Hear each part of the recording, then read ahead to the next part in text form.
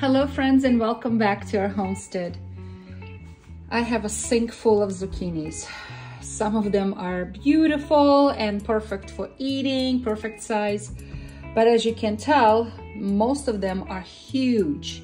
So what to do with overgrown zucchinis? That is exactly what I'm going to be doing today, and I'm going to show you the most delicious recipe that you can put away these beautiful zucchinis to eat later in the season or in the middle of cold winter. So friends, follow along as I show you this delicious recipe. What am I making today? Well, many cultures have their own special names for different sauces. So, you know, like Indian culture has curry, and that is just a basic word for sauce, and every curry is different. Or Spanish, Mexican, you know, they have salsa, and every salsa is different, but salsa is salsa, and you know what that means. So today I want to teach you a word that comes from Eastern European cultures, and it's called Ikra. Ikra, direct translation, means caviar. But no worries, no fish eggs involved here whatsoever. This is a vegetarian dish. To explain it better, basically it is going to be made out of zucchinis, okay? And it's a vegetable spread or vegetable dip or vegetable sauce, Ikra. And everyone knows what Ikra means. It is delicious. It is garlicky. It is smooth. It is fragrant. It is rich. It is delicious. And my recipe of zucchini Ikra, zucchini spread, is going to be influenced by a beautiful Georgian lady that once shared her recipe with me for her Georgian style zucchini Ikra. But I have twisted it, changed it, and it's my version, influenced by the Georgian culture, zucchini Ikra, zucchini vegetable spread. So follow along. And here are ingredients. As you can see, I have a big pile of zucchinis, and that is the star of the show. So that's the majority of ingredients is going to be based on zucchini. Then I'm going to need white onion, and I have lots of white onion. Don't worry about memorizing all of the ingredients right now. I'm going to list one batch in the description. Everything's going to be listed in the quantities. Then I'm going to need lots and lots of carrots, and I have a bunch of carrots that are already peeled here. Then I'm going to need some bell peppers, and these are my beautiful bell peppers from my garden, and I have a little pile here as well.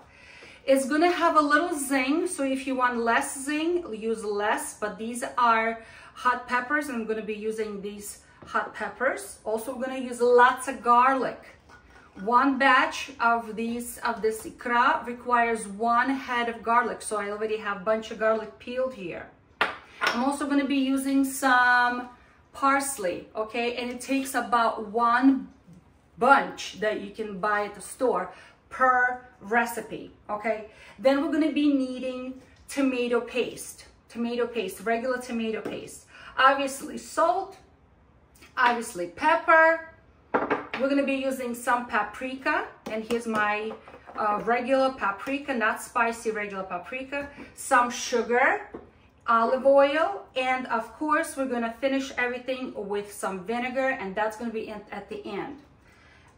So let's start prepping everything and getting ready to make this delicious zucchini Ikra. I'm going to be cooking everything in this beautiful cast iron kazan. It's a big, deep pot that is cast iron. So any thick bottom pot will work, but I like to use this kazan. It's called kazan. I'm going to start by chopping these zucchinis into chunks, even chunks. So you can do this with a knife, or you can use this chopping little device that will produce perfectly even little chunks for us, little cubes.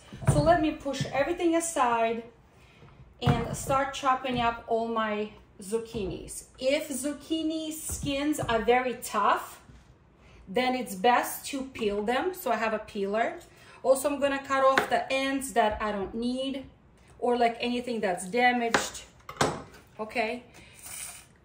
And if it has, so this skin is nice and soft, but if they're very large seeds, those seeds also can be scraped out and given to the chickens. The chickens will absolutely love it.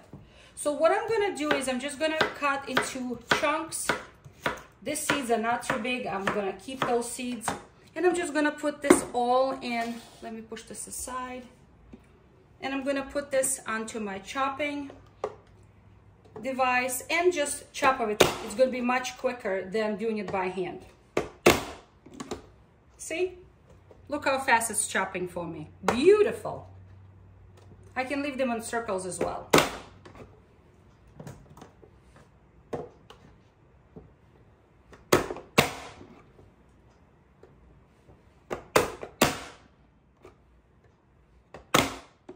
Some of these zucchinis were left out for a couple of days and the skins are a little tough, so I'm gonna definitely peel them a little bit just because I want everything to be nice and soft and smooth. Some of the skins I will leave on it because it's okay. Most of zucchini have that yellowish orangey color when it's made, but I like it, and Mama made it a little bit darker in color, and that's fine by me. I like it a little bit more rich in color, so that's how I'm gonna do it. You know, growing up, I grew up in Latvia. My Russian mama raised us in Latvia, but she learned to cook when she was very young. Oh, I think I put too much. She learned to cook when she lived in Crimea. She learned to cook from the Crimean Tatars. It's a beautiful culture. Let me see how I can take this off. There we go. See, this is what I mean about chunks. That's what I'm looking for, chunks, little squares. She learned to cook from the Crimean Tatars that lived in Crimea at that time. And they were also persecuted by the Soviet government, just like the Christians were. And maybe that's why Mama gravitated, even though they were a Muslim nation, the Crimean Tatars were Muslims, but they loved and respected my Mama. And one of the Crimean Tatar ladies who lived next door to us taught my Mama how to cook. And this is one of the recipes, or one of the dishes, I should say, that she taught my Mama. It's how to make Ikra. Okay, this is the last of the zucchinis. I have a big pile of zucchinis. The next, I'm gonna work on chopping up all of my carrots and onions and basically all my other vegetables. So the carrots I'm gonna be chopping probably in the same size, but it doesn't really matter because they're gonna get cooked down. So it really doesn't matter. So let me take a look at my carrots. I can just cut them in slices if I like, okay? I can just do that. Or I can also put them through a machine and make little cubes of them. But first what I'm gonna do is I'm just gonna cut them across, I think, lengthwise, okay? And as I've said, you can either chop them up this way, like in two little chunks, or you can put a little chunk in here. Let's try this, hold on a second. Or you can put a little chunk here. Let me seal it. Okay, careful, this is very sharp. And do that and make little cubes much faster. You know what I mean? It's a little loud, but it's much faster. Okay, so done. And we're gonna be cubing everything as well. But I'm not gonna mix it into this big pile yet. I'm gonna keep them separate just for now. And I'll show you guys in a minute why I'm doing this in different sections. I'm gonna be keeping all of my vegetables separated just for now until everything is chopped up. Next thing I'm gonna work is the bell peppers. So what I'm doing is they're already washed and peeled and deveined and all that. So I'm just cutting them into halves so it will fit in my little chopper. And if the pepper is very big, I'll cut them a little smaller. And the fresh bell peppers smell so good. There is no word for it. So again, I'm gonna put them on my chopping machine, my little chop, and they go down very easily. Very easy, just like this. Again, it can be done by hand. It's not a lot of them. All right, so just like this. You know, again, as I've said, I grew up in very cold and rainy Latvia where peppers did not grow. It was too cold for the bell peppers to grow. So very often we brought them with us when we went to visit our family in Crimea, because that's where I was born. I was born in Crimea. And we would go and we would come home with a suitcase full of bell peppers. And then you open that suitcase and let me tell you, the whole house smelled like bell peppers. And that's exactly what I'm smelling right now. And it just brings back memories of my mama cooking in the kitchen. All right, I'm gonna keep on slicing all of these guys, chopping them up into little chunks, just like this, just like this.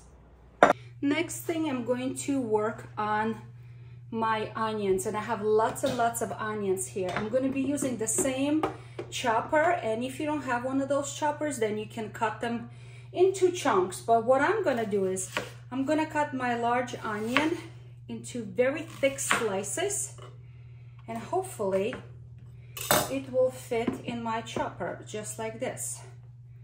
Oh, let me just move all these carrots out of the way. And if I put it down, it should fit right in, and I'm gonna smash it just like that. Oh, this may be too big. So I'll slice them a little bit off, but again, just like that. So I'm also going to be using a chopper for this one, but I'm changing the grid to much smaller. All right, so I'm going to be putting that into my chopper as well. And this can be chopped very fine by hands as well. All right, so let me put this together and put it aside for now. All right. So how much hot peppers to use? You know, it should be really to personal preference. I'm going to be using probably 1 or 2 per batch. That's it. And I'm taking out the seeds and the veins because that's what is spicy. If you asked my husband, he probably would prefer if I kept all of the seeds and all of the veins, because he likes the spicy kind, but not everyone does. So I'm going to omit that. And like I said, I'm gonna put it through my chopper just like this. Just like that. And one of the last things I'm gonna be chopping is this garlic. And I have 3 heads of garlic here. I may end up using even more. So I have a whole head sitting, waiting for me just in case. And I'm also going to be chopping it small. I don't have to put it through a garlic press. It's not necessary because eventually everything is going to marry together and all of the ingredients are going to be nicely distributed throughout. But yes, it definitely has a garlic flavor in here, and garlic zest and spice gonna be present in this zucchini ikra. I'm gonna start by warming up my cast iron and adding a little bit of oil on the bottom. I like to use olive oil, but you can use whatever oil you like. And I'm gonna just heat up my cast iron before I'm gonna start adding all of my vegetables. And I'm gonna start with carrots. I'm gonna start with carrots. Carrots are probably the most toughest, firmest vegetable out of all of my composition. And it's gonna take a while for carrots to cook.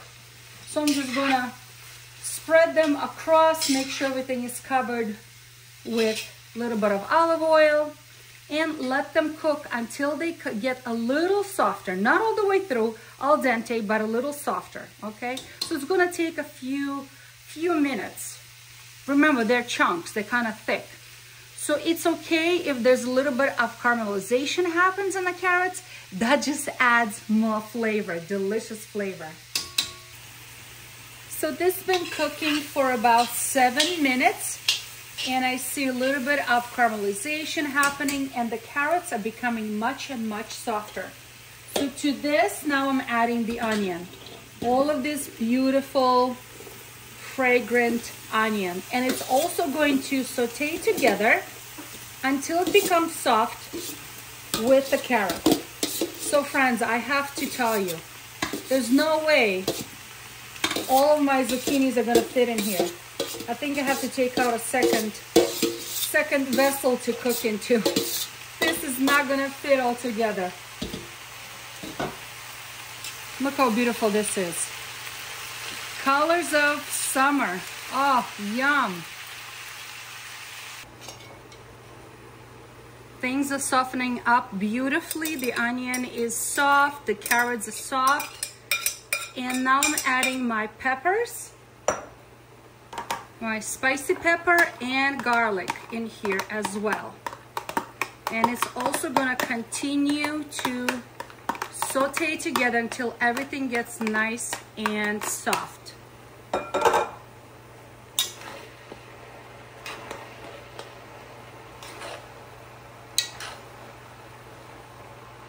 Look how beautiful, huh? Come on, look at these colors. Okay, so everything is nice and soft. It's not fully cooked yet, but it's definitely soft. And I'm just adding the parsley I chopped up in here, and I'm gonna incorporate all together. So I just looked at the time, just for my personal reference. And from the moment I put the carrots in till now, it's exactly 30 minutes. So it took 30 minutes for everything to kind of like, you know, stew together. I did not add a lot of oil. Trust me, for the amount of vegetables that I have, this is not a lot of oil. And the vegetable naturally giving their own juice. Look at that. And everything is nicely coated. Okay, so my friends, at this point, normally I would have added the zucchini. But I can testify by looking at this pot, there's no way all of my zucchinis will fit in here. There's no way, no way. So I have to divide this into 2 separate pots and continue to cook. So I'm gonna put a pot right next to this one. I'm gonna separate this in half and continue cooking. Give me, guys, a minute to do so. Okay, it's time for the zucchini is going in here, and hopefully I don't make a lot of mess. I'm going to be putting the zucchini half in here and half in the other pot. And let them start cooking all together.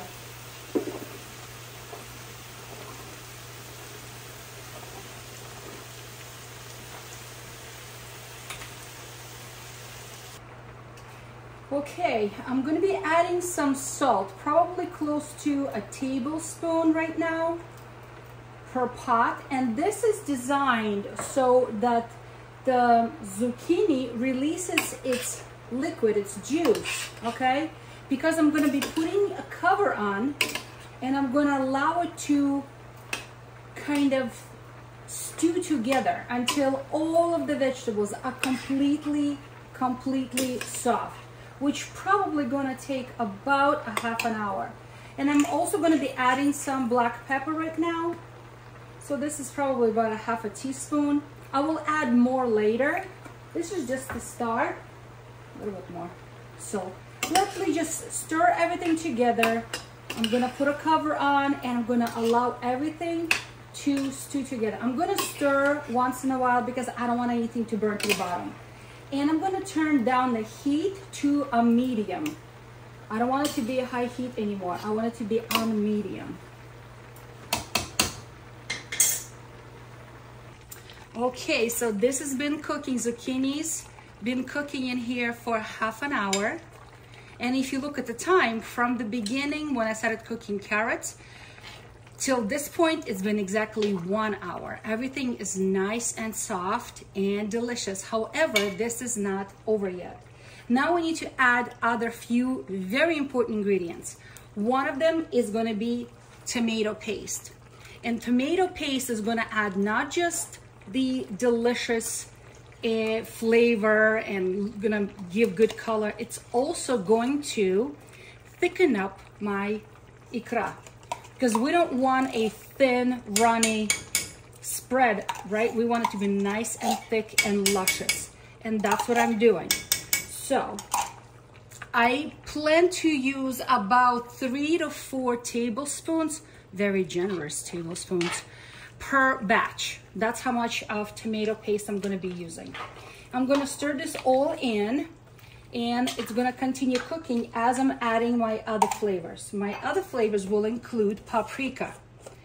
And how much? I'm going to be using probably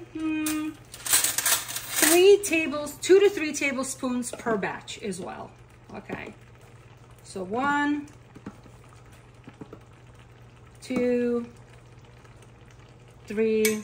This is also a good time for also a good time to taste for salt, for pepper, and add if it's needed. All right, so let that all go in here. Zucchini also calls for some sugar. Not a lot of sugar, but yes, for some sugar. And I'm going to be adding sugar in here. Per batch, I'm going to be using 2 tablespoons, and I have a little hill on them. Per batch, 2 tablespoons of sugar. Not a lot, but it's going to help to marry all of these flavors together. And look how it's already changing in color. The heat is not off yet. The heat is on low. It's still bubbling. And I'm just gonna stir this all in. And I'm gonna grab a spoon and I'm gonna give it a taste to see if I need to add more salt, more pepper, because I only added little salt in the beginning of cooking of zucchini. Now I need to test it again and see if I need to add any more salt. Just a little bit. I'm going to give it a taste.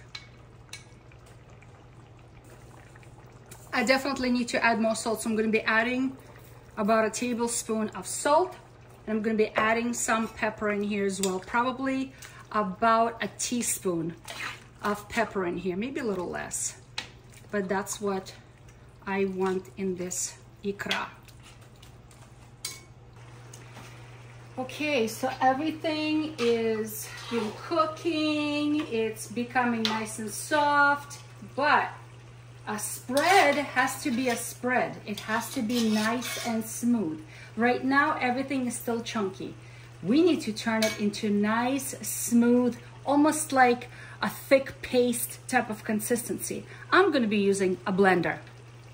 The heat is off and I'm gonna be blending everything together so it becomes nice and uniform like a spread.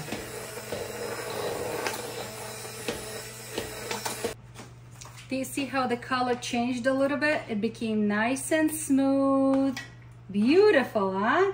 Okay, so in order to put these in jars and preserve them for the winter months, we need to use vinegar. Now, most of Russian and Eastern European recipes, they call for 9% vinegar, but here in the United States, I can find it in the European markets, but most people can't find it. So I'm using 5% regular white vinegar, distilled vinegar.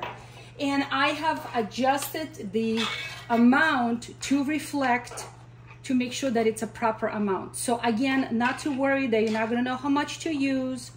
I'm gonna put it down for you guys in the description box, everything, how much we need of each ingredient, including the vinegar.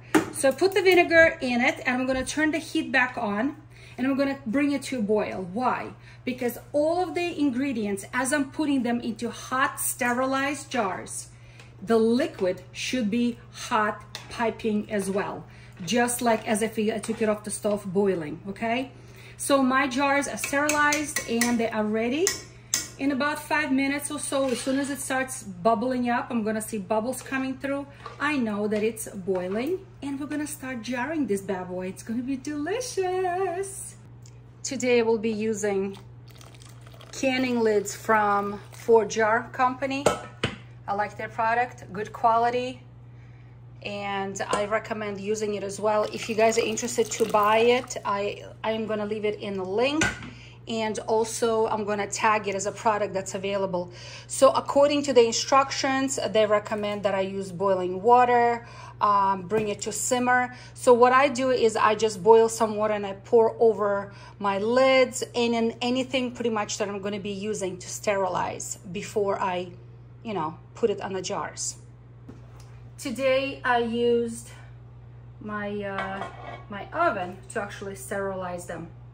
So most of the time I put these beautiful Ikra spread into a pint jars. But here's a story, I don't have any. I don't have any pint jars, so today I'm using quart jars. And I'll assure you, it's okay. It does look like a big portion to open at once, but after you open it, if something is not used up, it can also be stored in a fridge. Okay, so I'm just filling it up to about a 1 inch of headspace. Okay, I'm making a mess everywhere. Now, most of Russian or any Eastern European methods of canning is actually putting a lid on and turning the jar upside down and wrapping it, covering it with a thick blanket, and wait until they completely cooled off, and that's how we do the canning. But here in the United States, not to scare anyone, I am following the water bath canning method, where I'm going to be putting this in a water bath for about 20 to 25 minutes. Okay, so I'm just filling it up. So this is almost empty. I'm gonna go grab the second pot.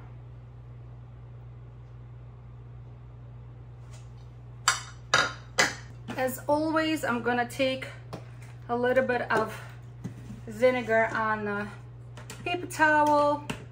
I'm just gonna run the edges to make sure they're nice and clean. And then I'm gonna be putting the rings and the lids, and it's going into the water bath. And I'm gonna be processing them for about 20 or maybe 25 minutes. Let me wipe this one nice and clean. We want to have a good seal. All right, so here are my lids. The regular mouth, and I have some narrow mouth. Okay, isn't this beautiful? I saved a big bowl of it so we could eat it for dinner tonight. Okay, and now I'll put the rings on, and it's going into the canner.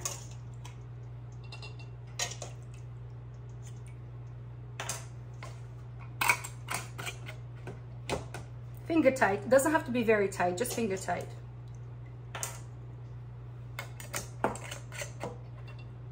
It's hot. All right, so I've got 2, 4, 6, 8, 9 quarts. And if these were pints, it would have been 18. Actually, it would have been 19 because I've got 1 pint sitting in here. And just to think, from that big pile of zucchinis and carrots and onions and everything else, that's all we've got. So I'm gonna wait until all the jars are sealed, and I'm gonna remove the rings probably tomorrow and store them in a pantry. They're shelf stable at this point. I'm gonna make sure that I label it. So it's beautiful, fragrant. Oh my gosh, it's so good. Come closer, come take a look at it. And I'm gonna give it a taste. Look how thick it is. Isn't that beautiful? So picture this spreading on a nice toasted bread, or I don't know, anything else you really want. Oh my gosh, it's so good. Oh my goodness, it's so good. I love it.